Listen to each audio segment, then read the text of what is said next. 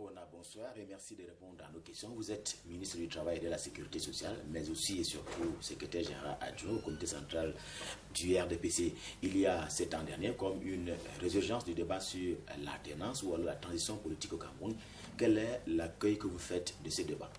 D'abord, il faudrait qu'on s'entende très bien. Vous parlez d'alternance au sommet de l'État. Je crois qu'en ce moment, nous sortons d'une élection présidentielle où il est clairement établi que le président Biya a gagné les élections et qu'il est en poste pour les 6 années et demie restantes. Mais cependant, il est bon de préciser qu'en parlant d'alternance, Paul Biya est celui qui me semble bien incarner cela. Pourquoi? Parce que, rappelez-vous, vous étiez certainement déjà proche des milieux de la presse, si vous n'y étiez pas encore, même Yves Mourouzi qui demande à Paul Biya que voulez-vous qu'on pense de vous, je le dis de mémoire, quand vous ne serez plus là. Il répond sans hésiter que je sois celui qui a apporté la démocratie et le progrès. Et Paul Biya sait bien qu'en parlant de démocratie, cela implique tout de suite l'alternance. Alors, il est bien celui qui l'a incarné dès le départ. Alors, qu'est-ce qui justifie ces débats aujourd'hui? Écoutez, je ne peux pas dire que ceci ou cela justifie, mais je peux dire que des choses entretiennent ce débat aujourd'hui. Vous avez d'un côté ce qui peut nous venir de l'extérieur. Je vous prends en exemple le sous-secrétaire d'État américain qui tient des propos avant d'arriver au Cameroun et récemment encore après être parti du Cameroun, comme pour dire il est temps, mais c'est sa culture. Les Américains, je l'avais déjà dit, ils ne sont pas habitués à voir quelqu'un plus de 8 ans à la magistrature suprême. Donc c'est leur culture. D'un autre côté, à l'intérieur, vous avez le MRC qui entretient cela. Après avoir perdu des élections, ils entretiennent le fait qu'ils les ont gagnés, il faut recommencer.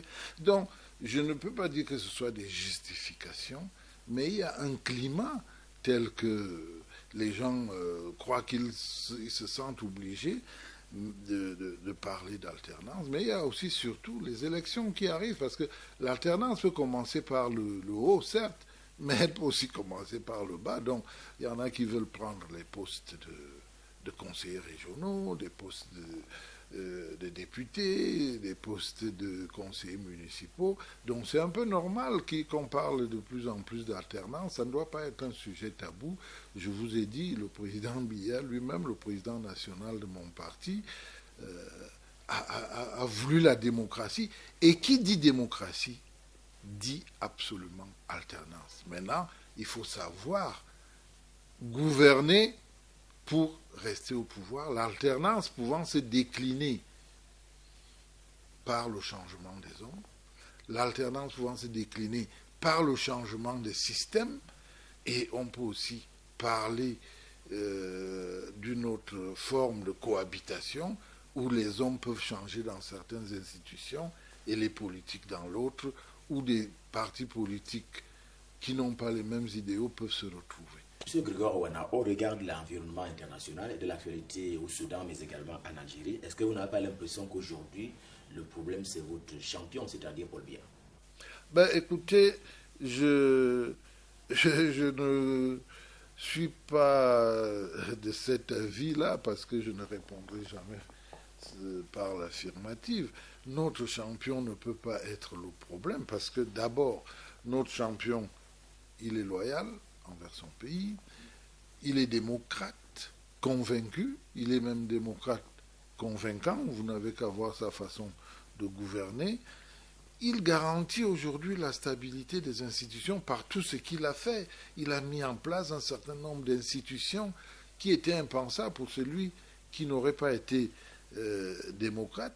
Il est reconnu par les Camerounais, mais il est surtout aussi reconnu, parce qu'il ne faut pas négliger cela, au plan international, il est reconnu, il est respecté, et heureusement, très bien reconnu par la majorité des Camerounais, puisqu'ils lui ont donné encore 71% de leur suffrage. Et puis enfin, je dirais qu'il est disponible au dialogue. Donc je peux tout simplement affirmer qu'il ne peut pas être le problème, et il est plutôt la solution pour qu'on puisse continuer. Et s'il s'est présenté comme le mendiant de la paix, c'est bien pour confirmer qu'il est la solution. Sans la paix, rien ne peut aller dans un pays. Convenons que l'un des principes fondamentaux de la démocratie, c'est bien entendu l'alternance, notamment au sommet de l'État. Est-ce qu'en l'état actuel des choses, vous avez l'impression que toutes les conditions sont réunies pour qu'une transition se déroule au Cameroun de façon pacifique? Vous parlez d'alternance, on en a beaucoup parlé, mais je vous dis, le peuple sait qu'il a la possibilité d'alterner par les hommes, d'alterner par les institutions, d'alterner par les systèmes politiques. Le peuple a décidé de reconduire jusqu'à présent le président Biya, qui s'est montré aussi volontariste, parce que cet aspect n'est pas à négliger, parce qu'il est bon que les hommes politiques sachent que la politique, c'est d'abord un engagement personnel, un engagement volontaire. Alors, quand vous me dites, vous me demandez si toutes les conditions sont réunies, mais toutes les conditions pour une alternance paisible sont réunies au Cameroun, mais à condition d'accepter les institutions, à condition d'accepter la compétition, à condition de pouvoir proposer aux Camerounais ce qui est bon, ou alors, pour ceux qui veulent voir Paul Biya partir, de leur proposer ce qui est mieux que ce qu'il nous donne aujourd'hui, ce qu'il a proposé hier et que nous sommes en train de mettre en place. Donc, je dis toutes les conditions d'une alternance paisible sont réunies aujourd'hui. Nous avons un conseil constitutionnel qui doit superviser, proclamer les élections, les résultats des élections. Nous avons une institution, ELECAM, qui organise les élections, qui a aujourd'hui une certaine expérience, qui a prouvé qu'elle peut faire des choses qui ne seront pas contestables demain. Nous avons des lois qui fonctionnent bien, mais nous avons aussi des partis politiques qui concourent à l'expression du suffrage. Tout est en place pour qu'on ait la possibilité d'avoir des transitions sereines. Alors, ceux qui ont peur, en plus, il ne faut pas l'oublier, nous avons une armée républicaine et une armée professionnelle. Ça, c'est important. Parce que ce qu'il faut craindre demain, et je le dis pour le dénoncer, c'est que quelqu'un sorte du bois avec des machettes, avec des fusils, pour prendre le pouvoir par la force. Ça, c'est ce qui amènerait un certain désordre. Mais c'est pour ça que j'ai dit, nous avons des forces de l'ordre professionnelles qui vont veiller, leur rôle est de veiller à la sécurité des biens et des hommes, mais aussi de veiller à la protection des institutions républicaines telles qu'elles sont en place. Donc, nous, on n'a pas peur de parler de transition ni d'alternance, parce que nous savons que le dispositif aujourd'hui est en place pour que les choses se fassent sereinement. Mais quand les gens vont sortir du bois de façon inopinée, de façon non républicaine, cela peut entraîner le désordre. Mais les Camerounais aiment tellement leur pays que je peux vous dire que ils respecteront les lois, ils respecteront les règles et mettront en place celui qu'ils estimeront digne de poursuivre le chemin.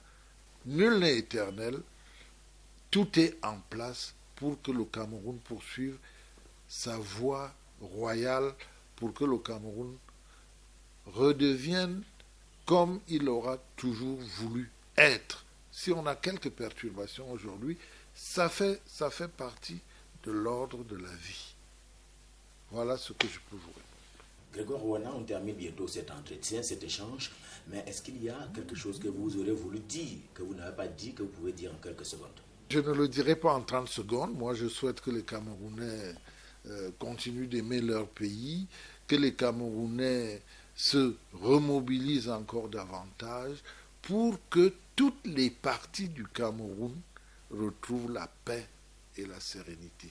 Les choses ne dépendent que des Camerounais et non pas de ceux qui nous souhaitent, comme vous l'avez repris tout à l'heure, parce que vous l'entendez, qui nous souhaitent l'expérience du Soudan ou l'expérience d'autres pays. Mais je voudrais leur demander, là où les gens qui nous poussent à faire n'importe quoi ont été, qu'est-ce qui a changé et qu'est-ce qui va mieux là-bas?